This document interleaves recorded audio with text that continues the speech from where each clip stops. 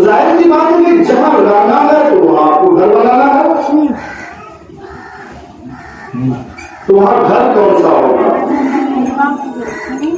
हदीस पाक में अल्लाह के रसूल सल्लल्लाहु अलैहि वसल्लम इरशाद फरमाते हैं, लैसा बाद दुनिया इल्ला जन्नत व नार, कि इस दुनियावी जिंदगी को छोड़ने के बाद या तो आपका ठिकाना जन्नत है या फिर आपका ठिकाना जहन्नम है। परवरदिगार आलम ने आखिरत में रहने के लिए, इंसानों के लिए, अपने बच्चों के लिए तो ही करवाया है।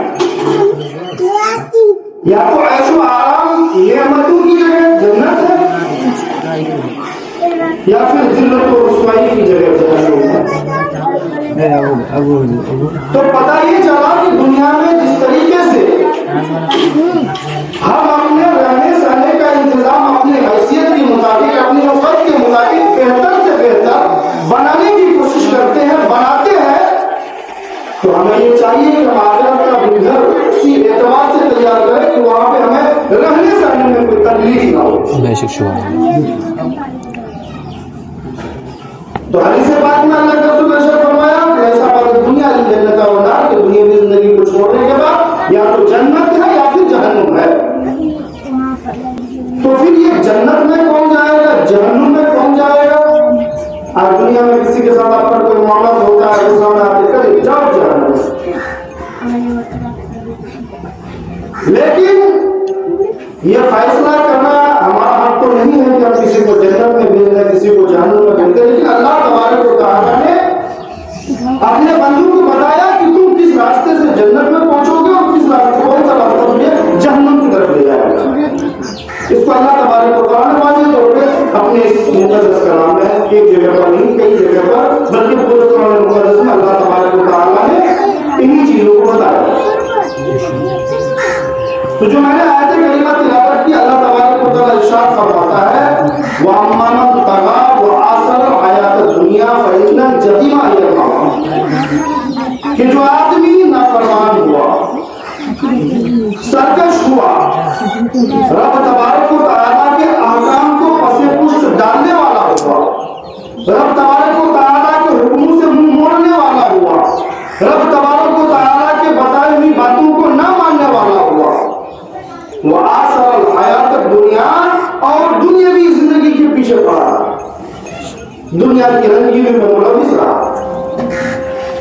दुनिया की रानाइयों में खोया रहा, दुनिया के दिलकशी में गुम होता रहा, दुनिया को हासिल करने में अपनी पूरी जिंदगी गुजार दी, और दुनिया में इस कदर मशगूल हो गया कि उसे अपने रब के अहकाम का ख्याल तक ना रहा। अल्लाह इरशाद फरमाता है, फइन्ना जहीमा हिय मावा, उसका ठिकाना जहन्नुम है। वो अम्मा मन तगा, वो सरकश हुआ, अपने हुक्म को ना माना और दुनियावी जिंदगी के पीछे पड़ा, दुनिया को हासिल करने में पूरी जिंदगी गुजार दी, उसका ठिकाना जहन्नुम है।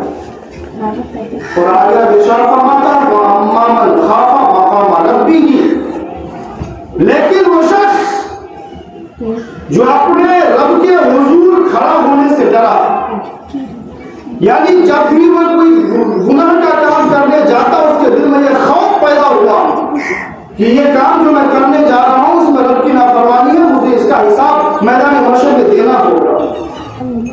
उसका कदम किसी गलत रास्ते की तरफ बढ़ा, फौरन उसके दिल में ख्याल पैदा हुआ कि परवरदिगार आलम के हुजूर हाजिर होकर मुझे इस कदम का जवाब देना होगा। इस खौफ से वो गुनाह से रुक गया। उसके दिल में यह आया कि मैं जो कुछ कर रहा हूं, रब के हुजूर मुझे जाकर इसका हिसाब किताब देना होगा। वह मामन खाफा मकाम रब्बिही, जो अपने रब के हुजूर खड़ा होने से, जवाबदेही से डरा, वह नहन नफ्सा अनिल हवा, और अपने नफ्स को ख्वाहिशात से बचा कर रखा, ख्वाहिशात से रोके रखा, दुनिया से दूर रखा, दुनियावी लज्जतों से किनारा कश रहा, दुनिया को गुजारा इस तरीके से उसे दुनिया गुजारने का हक था। तो अल्लाह इरशाद फरमाता है, फइन्ना जन्नत हिय मावा, उसका ठिकाना जन्नत। जब अल्लाह तबारक व तआला ने इतने वाज़ेह लफ्जों में फरमा दिया, अपने बंदों को समझा दिया कि रब की फरमाबरदारी में जन्नत है, रब तबारक व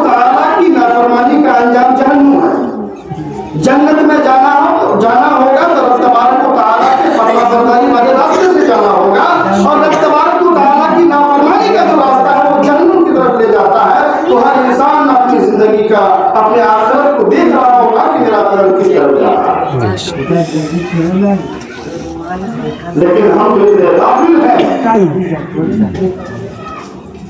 कि हमें दिखाया जा रहा है कि ये रास्ता जन्नत की तरफ जा रहा है, ये रास्ता जहन्नुम की तरफ जा रहा है, उसके बावजूद हमें दिखता नहीं।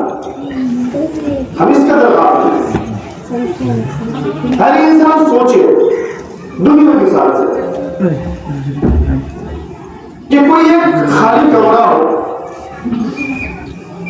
और उसमें एक सीसीटीवी कैमरा लगा दिया जाए, जो बाहर कहीं पे लाइव कास्ट हो रहा, बाहर से दिख रहा हो कि घर के अंदर क्या क्या हो रहा है। उसके बाद किसी इंसान को मिसाल के तौर पे किसी अजनबी औरत के साथ उस कमरे में दाखिल कर दिया जाए, हालांकि वही तन्हाई है, कोई देख नहीं रहा होगा जाहिर तौर पे, लेकिन उसे ये मालूम है कि अंदर में जो कुछ करूंगा वो बाहर मुझे दिख रहा है, लोगों को दिख रहा है। तो क्या किसी इंसान के अंदर ये हिम्मत होगी कि उस सीसीटीवी कैमरे के सामने वो कोई गलत काम करेगा? नहीं करेगा। हर अक्लमंद आदमी जिसे ये शऊर है कि जो कुछ मैं बंद कमरे में कर रहा हूं वो बाहर दिख रहा है लोगों को, मेरा अंदर रहने के बावजूद मेरा जुर्म छुपेगा नहीं, बाहर दिखेगा, तो क्या कोई सीसीटीवी कैमरे के सामने आकर कोई गुनाह का काम करेगा? चोर को पता चल जाए कि इस घर में कैमरा लगा हुआ, वहां पे चोरी नहीं करेगा। जहां पर भी ऐसे व्यवस्था है कि वहां कैमरे लगे हुए हैं, बाहर से कोई उसे देख रहा है, बाहर के कमरे के अंदर कोई मौजूद नहीं है, उसे पूरा मौका है, वो जो चाहे कर सकता है, लेकिन इस खौफ से उस गुनाह के काम में वो नहीं जाता है कि बाहर लोग मुझे देख रहे हैं, मैं पकड़ा जाऊंगा। इतना हर किसी को नहीं है, हर कोई इस खौफ से जो है उस गलत काम को अंजाम नहीं देगा। ऐसा ही है बहैसियत मुसलमान, गैरों की बात जाने दीजिए। अल्लाह तबारक व तआला ने बच्चे की पैदाइश के वक्त से ही उसके दोनों कांधे में जो मशहूर मारूफ है किरामत कातिबीन, दो फरिश्ते उनके साथ हमेशा रहते हैं, मालूम है? हर बंदे को मालूम है।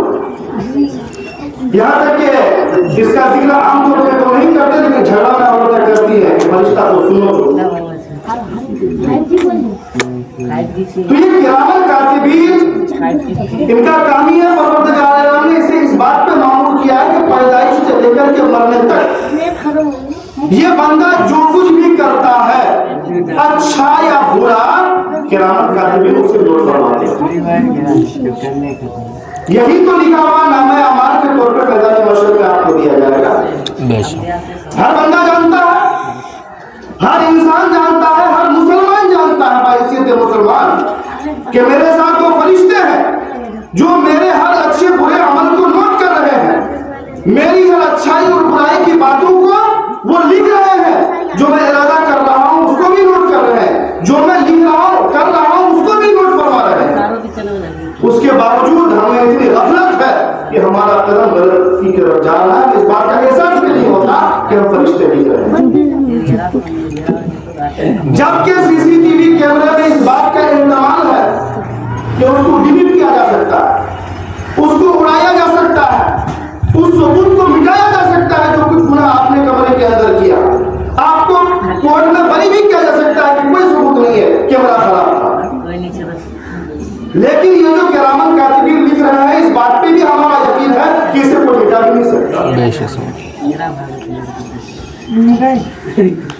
तो गौर करे बंदा अपने आप पर कि एक मामूली सी सीसीटीवी कैमरा जिसमें आपके डेटा को मिटाया भी जा सकता है, अगर लग जाए तो इतना खौफ कि उसके खौफ से आप कोई गुनाह का काम ना करें, तो ये तो जो किरामत कातिबीन हमारे नामे अमाल में लिख रहे हैं, हमारी अच्छाइयों को, हमारी बुराइयों को, फिर हमारे दिल में खौफ पैदा क्यों नहीं होता?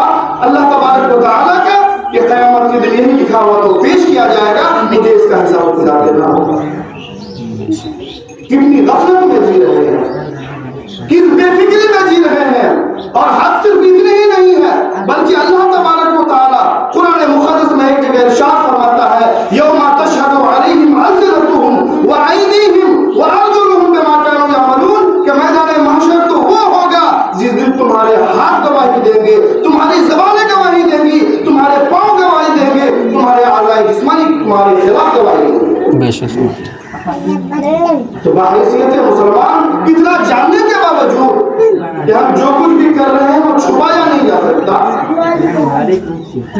और अल्लाह तबारक व तआला के फरमान के मुताबिक हमें ये मालूम होता है कि हम ये कर रहे हैं, ये रास्ता जहन्नुम की तरफ जाता है, उसके बावजूद उस काम को धड़ल्ले से हम करते हैं, हमें इस बात का एहसास भी नहीं होता कि हम गलत कर रहे हैं। और कोई टोक दे तो आप जो है उसको डांटने का काम करते हैं, अपने को सही ठहराने की कोशिश करते हैं। कहाँ है इंसान? कौन सी गफलत की चादर ओढ़कर सोए हुए हैं, जिसे इस बात का इल्म होने के बावजूद कि हम जो कुछ कर रहे हैं मुझे इसका हिसाब देना होगा, उसके बावजूद भी हम रब तबारक व तआला की नाफरमानी में इस कदर गुम है कि हम अपनी दुनिया तो तबाह कर ही रहे हैं, हमारी आखिरत में भी कोई भलाई का रास्ता नजर नहीं। आखिरत में जो कुछ होना है वो तो होना ही है, वहां कोई इंसान किसी की मदद नहीं कर सकता सिवाय अल्लाह तबारक व तआला के नेक बंदों के, मरबूज़ा बंदों के, जिनसे दुनिया में उन्होंने ताल्लुक रखा होगा, उनसे निस्बत रखी होगी, उनसे अकीदत रखी होगी, और सिवाय उसके ईमान और अमल के उसे कोई बचा नहीं सकता। लेकिन दुनिया में जो कुछ हो रहा है इसका जिम्मेदार कौन? दुनिया की ये मुसीबत है, दुनिया की ये परेशानियां, दुनिया में रहकर ये बेचैनी की जिंदगी, ये इस्तिराब भरी जिंदगी, ये क्यों है? इसकी वजह क्या है? कुरान मुकद्दस में अल्लाह तबारक व तआला ने पिछले अंबिया किराम की कौमों का तज़किरा फरमाया। कहानी के तौर पे हम आप जानते हैं कि हज़रत नूह अलैहिस्सलाम के जमाने में तूफान का अज़ाब आया था। हज़रत नूह अलैहिस्सलाम पर जितने लोगों ने ईमान लाया, हज़रत नूह अलैहिस्सलाम ऊपर लेकर कश्ती में सवार हो गए, और जो ईमान नहीं लाए वो उस पानी के अज़ाब में पूरी दुनिया को डुबो दिया गया, सबके सब हलाक कर दिए। कुरान मुकद्दस में इसका जिक्र मौजूद है। फिरऔन और उसके लश्कर को दरियाए नील में डुबो दिया गया। हज़रत लूत अलैहिस्सलाम की कौम को, हज़रत हूद अलैहिस्सलाम की कौम को, पिछले ज़माने की जो अंबिया किराम हैं उनकी उम्मतों पर जो अज़ाब आया उनका तज़किरा मौजूद है। किसी की बस्ती पलट दी गई, किसी पर पत्थर का अज़ाब नाज़िल किया गया, किसी पर आग बरसाया गया, किसी को बंदर बनाया गया, गर्जे के उनको तरह तरह के अज़ाब में मुब्तला किया गया। कुरान मुकद्दस में जब आप तर्जुमा पढ़ेंगे, उसकी तशरीह पढ़ेंगे, उलमाए किराम के सिलसिले में बयान सुनेंगे तो आपको समझ होगा। लेकिन क्या कुरान मुकद्दस में जो पिछले अंबिया किराम की उम्मतों की हलाकत का, बर्बादी का जो वाक़या बताया गया है, क्या वो सिर्फ वाक़या सुनने के लिए है कि पिछले अंबिया किराम के ज़माने में ऐसा हुआ था? नहीं। कुरान मुकद्दस क़यामत तक के लिए, हर मुसलमान के लिए रहनुमा है। कुरान मुकद्दस में जितने भी वाक़यात पेश किए गए हैं पिछले अंबिया किराम की हलाकत का, उनकी बर्बादी का, या उन पर रब तबारक व तआला ने जो नेमतें अता फरमाई उन नेमतों का, ये इसलिए ताकि उम्मत मोहम्मदिया उससे इबरत हासिल करे, उससे सबक सीखे कि पिछली अंबिया किराम की उम्मतों ने अपने नबी के कहा नहीं माना था, नबी की गुस्ताखी की थी, रब तबारक व तआला के हुक्म की नाफरमानी की थी, तो उस पर यह अज़ाब नाज़िल हुआ।